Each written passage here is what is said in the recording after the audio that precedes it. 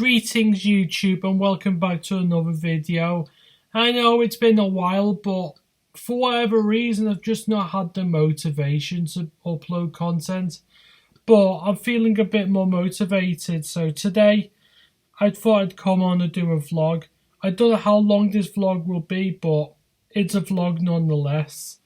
So what has happened since then? Yeah, quite a lot has happened, especially in the world of football. And I'll tell you what, the way things were going, I didn't know what to do with my football club Liverpool because of this European Super League thing, which has collapsed by the looks of things. I'm glad it's collapsed because all the other clubs, after a lot of angry protest, have backed down, and rightly so. The only club that have not wanted to back out, as far as I know, are Real Madrid because of the president of the club, Florentino Perez, because he is deluded enough to think that this European Super Cup thing will go ahead, even though it most likely won't happen. Yeah.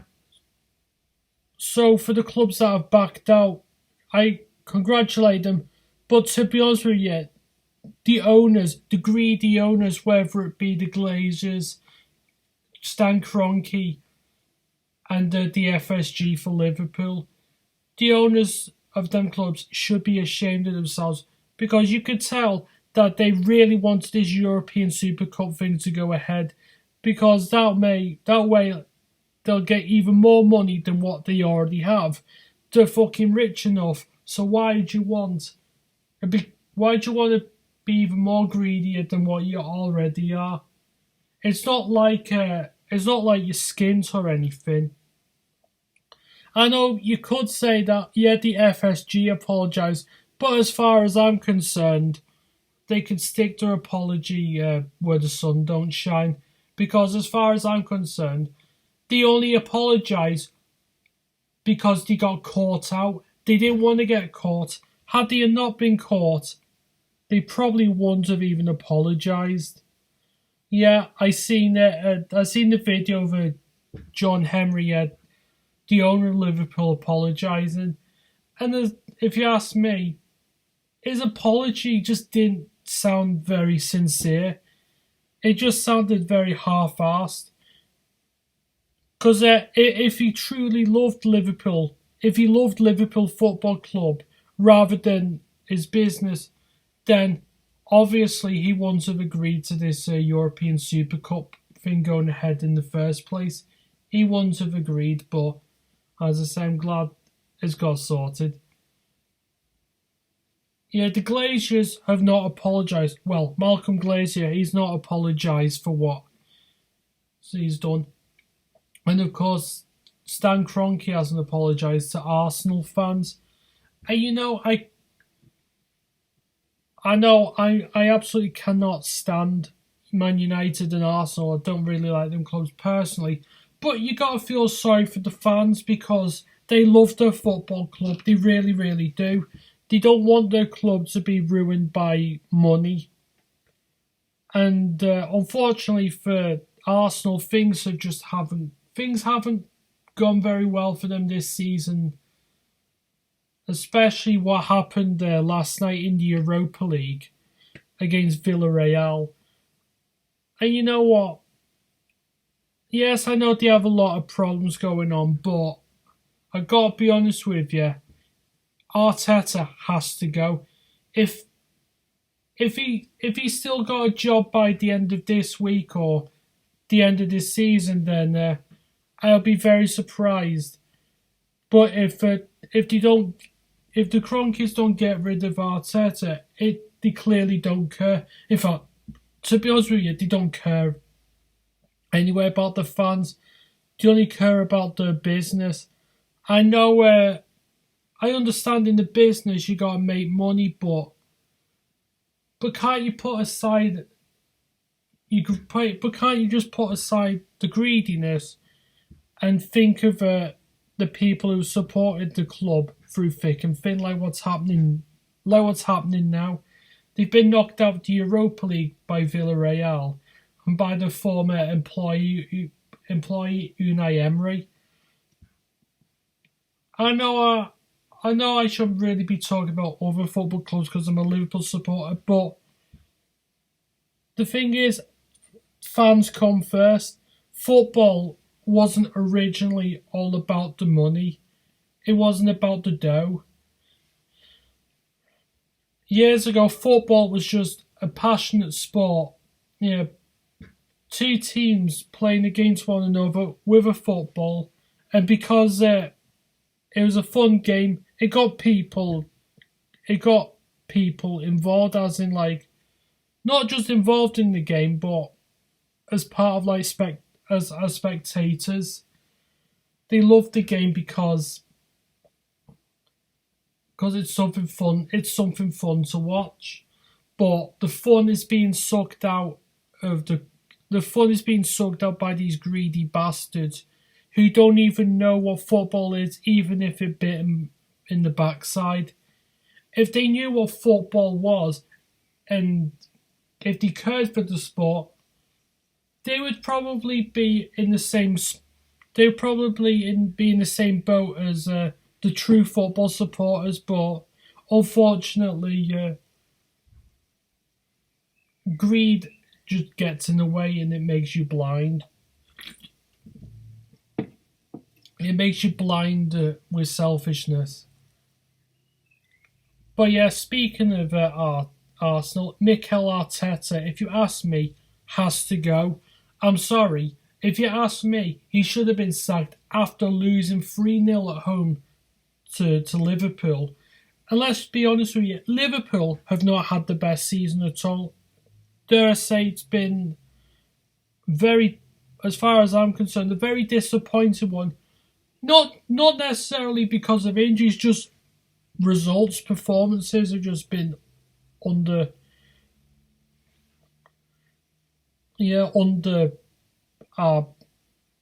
well, how can I describe it? The performances have been very disappointing. Yeah, at the beginning of the season, before I even started, I thought, you know what, Liverpool might have a chance of maintaining the league title. If not, it'll go to Man City, and well, to be honest with you, it's looking like Man City now. And if they get a result against Chelsea, then they will clinch the title, and rightly so, they deserve it. But when we lost, as in when Liverpool lost 7-2 to Aston Villa, I just knew the title race. I knew our hopes for winning the title were over. Of course, I wanted to be optimistic, but if I'm being honest with you, the season has not gone the way that us Scousers would have liked to have gone. But it is what it is. And if we if we qualify for the Europa League, then so be it. I know it's not where we want to be, but sometimes you have no choice. Sometimes you got just go with the flow. So it's looking likely that Leicester and Chelsea will finish in the top four. West Ham could still finish in the top four, but I have a feeling that they'll just miss out and get Europa League like Liverpool. And I wonder who else would get Europa League. Maybe Tottenham, Everton, I don't know.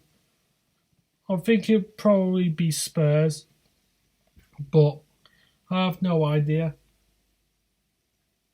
And I'm going to do, because of how greedy the FSG are.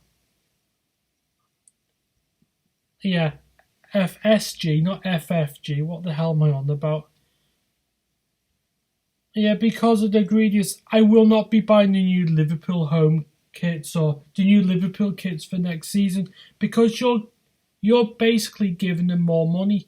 So if I'm being honest with you, I'm going to boycott buying the new shirts. Like Like one of my subscribers, Mr. Joshy J, who's a Manchester United fan, and he said that he's not going to buy the new United kits because it's giving the owners more money. So what I'm going to do, instead of buying like the new kits, I'll just buy the older kits from eBay. Like the kits from like, I'm trying to think which era, probably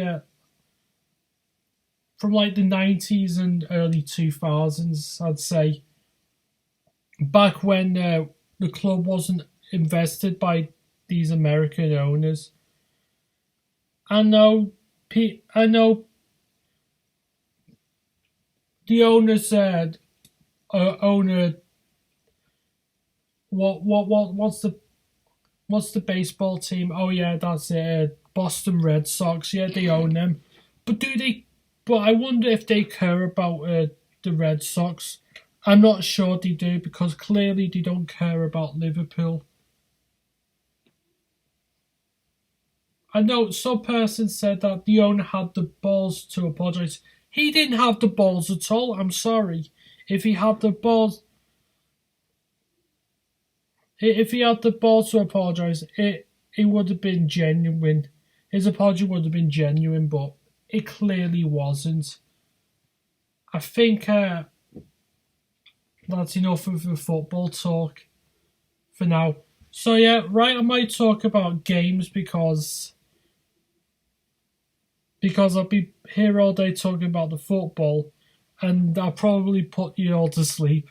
If I have, I apologise. So yeah, so what I've been doing, PlayStation 1. Sorry, my glasses nearly slid off my face. Anyway, I've been playing a lot of PS1 game. I've been playing the first 5 Tomb Raider games that were released on the PlayStation 1. And I don't know, Tomb Raider 1 is fantastic. Tomb Raider 2 is a masterpiece. And if you ask me, the best Tomb Raider game, not just on the PS1 but of all time. I've always liked that game. Tomb Raider 3, it's enjoyable, but only in short spurts because it is really frustrating and you can get lost pretty easily. Yeah, some of the levels just were far too hard. Were far too hard for what they should be. Then there's Tomb Raider The Last Revelation, the 4th game in this series, which apparently was supposed to be the last Tomb Raider game for the PS1 at least, the last Tomb Raider game made until Angel of Darkness. But of course they had to do Chronicles. So yeah, Tomb Raider The Last Revelation, probably the 3rd best Tomb Raider game on the PS1.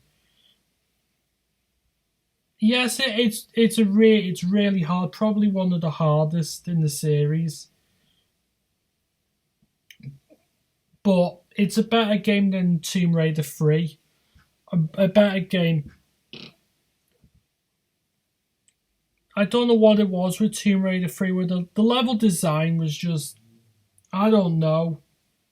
Some of the level design was just infuriating, and you die a lot more than you need to because of silly enemies. Because in Tomb Raider 3, they introduced a mechanic which I absolutely detest. It's where enemies can poison you, and it means you have to use your health packs near enough all the time. Yeah, and because of that, I had to use the cheats and everything. I had to use the cheats more than I had to. Tomb Raider 1, I barely need the cheats on that because I've played through that game countless of times.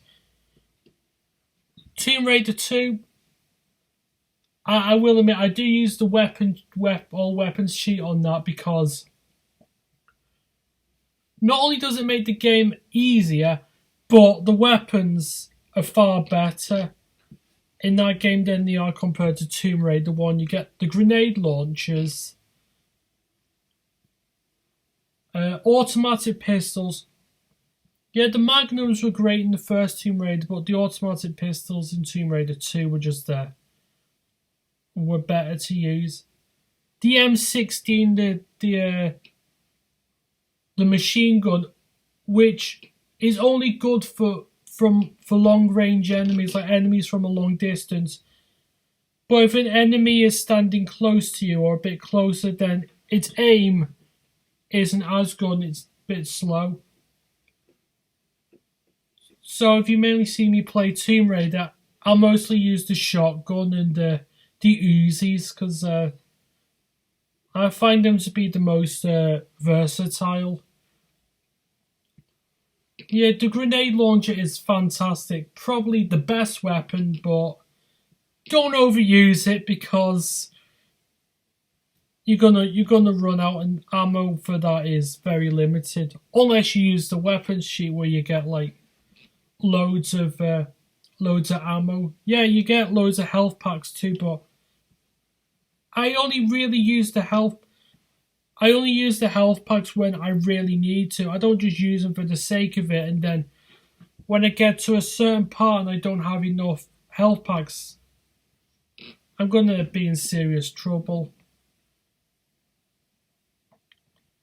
Yeah, and it's very useful in levels such as the Opera House, which is a complete nightmare. That is one of the hardest levels in Tomb Raider 2. And it's quite early on as well, you're still in Venice. I know there's barely any tombs in it, but the reason why it's my favourite is because of the variety that the levels give you. The challenge is greater than it is in the first game, but not in an unfair way, though there are times where the enemy placement is a bit cheap, like I mentioned in the Opera House level. I do have one little nitpick with the game though, is like 3/4 of the enemies have guns. That's probably the only nitpick I have with Tomb Raider 2. I don't mind enemies with guns, but sometimes it's just, I don't know, got a bit too carried away with them at times. But yeah, one of my favourite levels though, in fact my favourite level in the game is Tibetan Foothills, because this is the level where you ride the skidoo. And the music when you ride it as well is absolutely phenomenal. One of the best game soundtracks you'll ever hear. Another level I really, really like, it's probably one of the toughest, but it's really good because of the platforming and everything. The level, the Temple of Jan. My god, that level is absolutely massive. It's really hard, but my god, it's just really fun. And even though I've completed the game a few times, I always come back. I always replay some of my favourite levels because I had such a blast with them. But yeah, I've played some of the other games as well. I bought FIFA 21 not that long ago. And guess what? My god, the game is scripted. As you would expect for FIFA, but my god, FIFA 21 is one of the most scripted games I've ever played. And you know what always happens? You could be a small team. I don't know, you could be Derby County, for example, or Sheffield Wednesday. You could go to Man United, you can go to Old Trafford, and then beat them 4-0. You could beat them 4-0.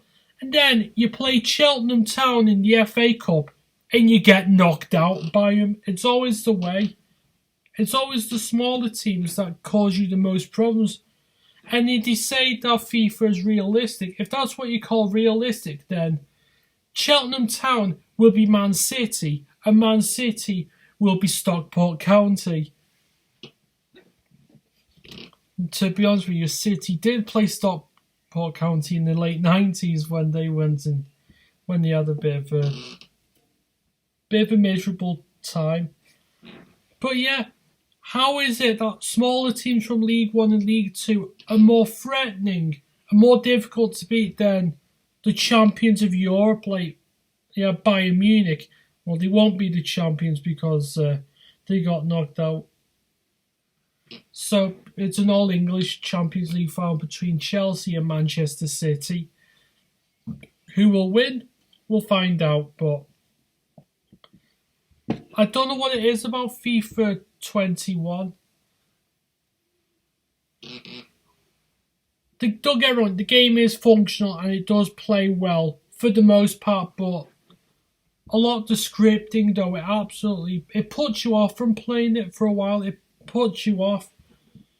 I remember once I was doing the career mode with Burnley. Yeah, I did career mode with Burnley.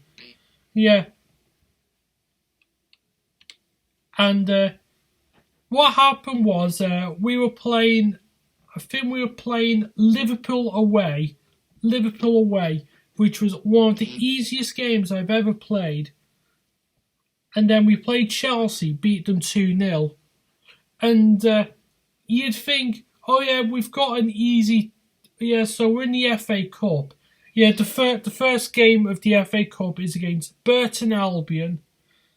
You're thinking, oh yeah, you should put at least 5 or 6 past them. You'd expect that. Oh well, FIFA, if you've played FIFA, then you'll know fully well that it doesn't work like that. It doesn't always work out the way you'd like it to. So what happened? Yeah, so Burton Albion. Yeah, so we're playing away from home. So the score at half time it's 2-0 to us. So we have a 2-0 lead. You're thinking, yeah, it's a 2-0 lead, though really we probably could have scored a few more. So you're thinking, you know what? We don't really have to, you don't have to do much. Or you're thinking, yeah, if we get a few more goals, that'd be fantastic. But yeah, the game in the second half, for the life of us, we could not score. It didn't matter what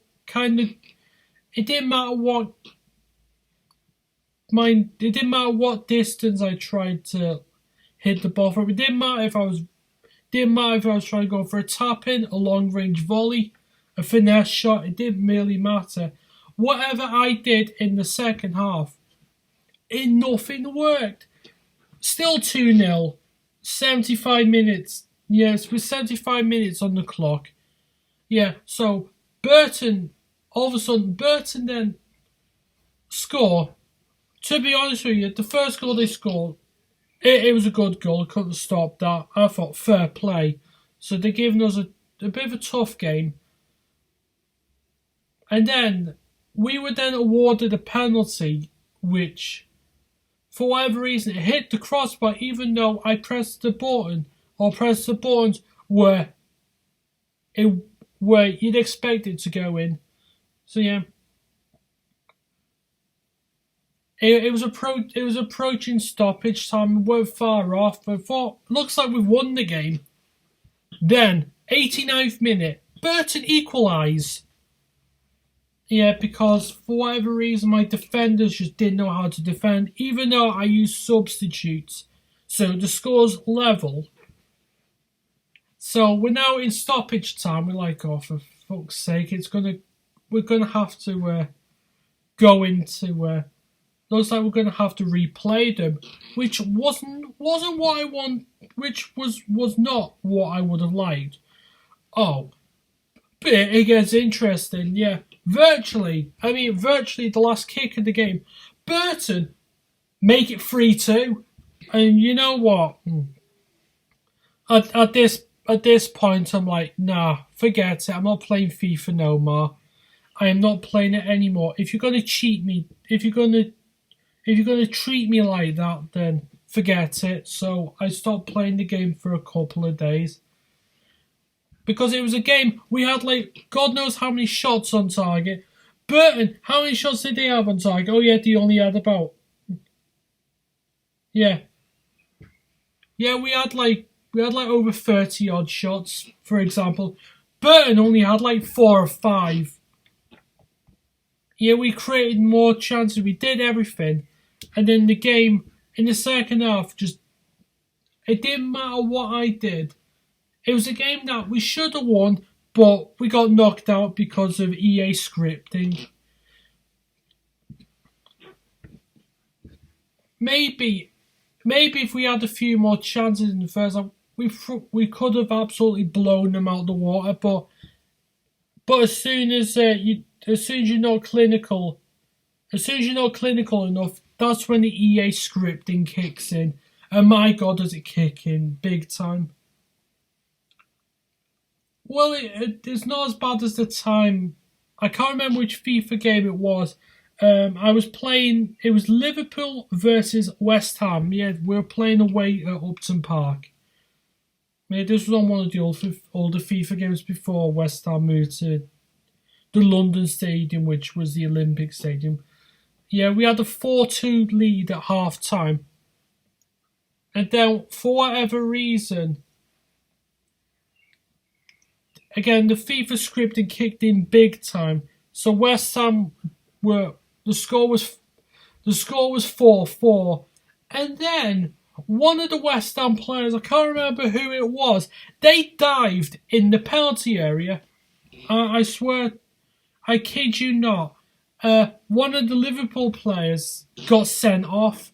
They got sent off for barely touching the West Ham player, whoever it was, for going down. Yeah, the ref just pulled out a red card, even though I barely touched the player. And then West Ham, so it's in stoppage time, the penalty. So West Ham make it 5-4. I was absolutely livid. And my God, I'm surprised I didn't put the controller through the TV, because my God, it was a game that we should have won, but because of EA scripting,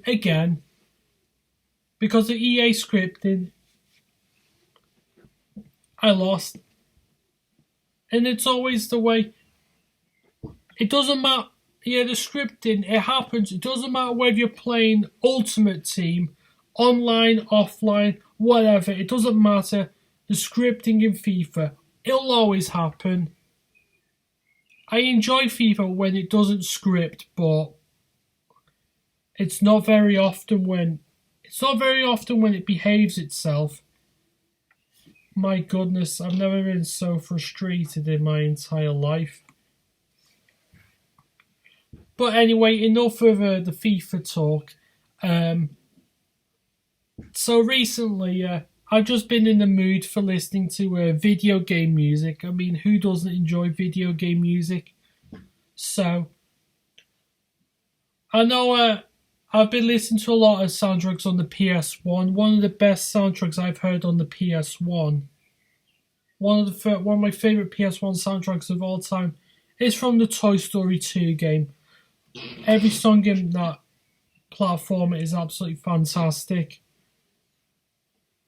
Yeah, many people say that the music in Final Fantasy VII, Final Fantasy VIII are great. In fact, Final Fantasy VII is my favourite game soundtrack ever.